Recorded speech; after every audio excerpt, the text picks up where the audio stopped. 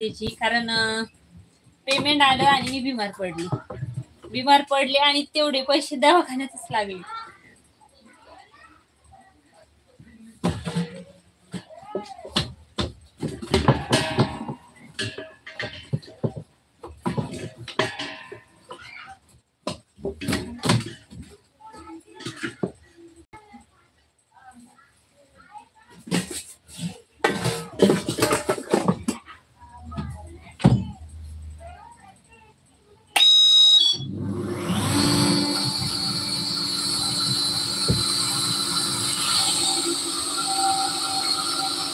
आता मिरच्याचं पण सीझन सुरू झालं आहे. ताई आता बाहेर गावी जात असेल तुम्ही मिरची तोडायला.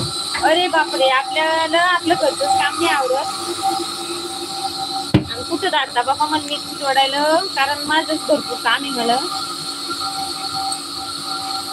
पाऊस कसा आहे, भरपूर पडलाय पाऊस आमच्याकडं.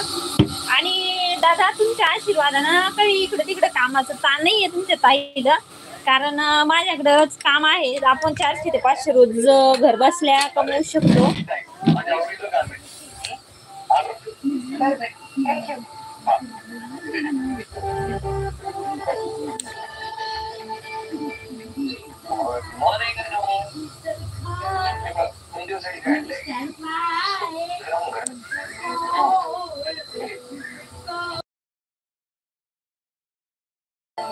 खूप दिवसाची दादा, फक्त आम्ही घरच्या घरचंच काढतो.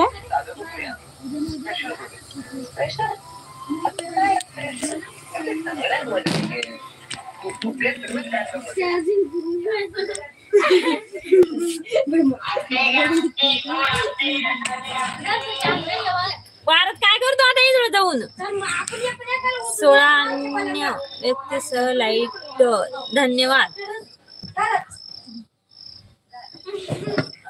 कारण आहे ना, आता आपलं टेलर काम तर नेहमीच चालतं. आता परत शाळेचं सीझन सुरू झालं, परत शाळेचे ड्रेस, काय बचत गटाचं काम करते, एवढं बस असंच चालतं. रामदादा ब्लॉग झाला होता, तुम्ही का गेले होते? मला काहीच कळालं नाही बाबा.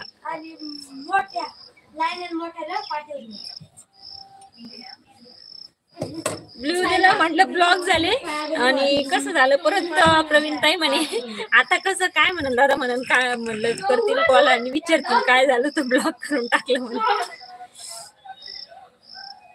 बघते बेसन दळायला टाकेल एकदा, पाय वरच्या होईल.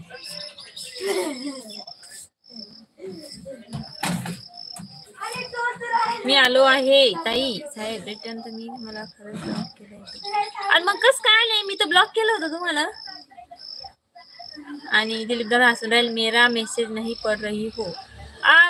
पढ़ना, सॉरी पूनम दीदी, मैंने आपका मैसेज पढ़ा और आप बोली कि हमसे दोस्ती करोगे क्या, तो मैंने हाँ बोला. आणि रामदादा एकदा पूनम ताईला जाऊन सपोर्ट करून या ताई. आम्ही आलो होतो साखर डोळ्याला, साखर खेळड्याला का रामदादा? पूनम ताईला सपोर्ट करून या एकदा.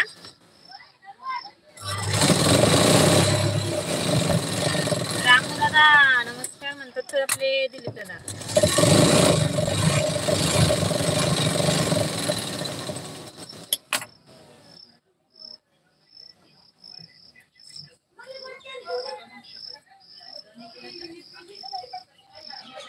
पूनम दीदी गए हो क्या आप?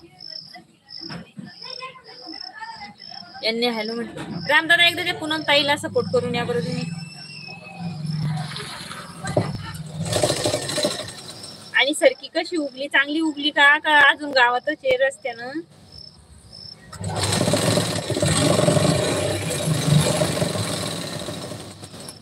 बघते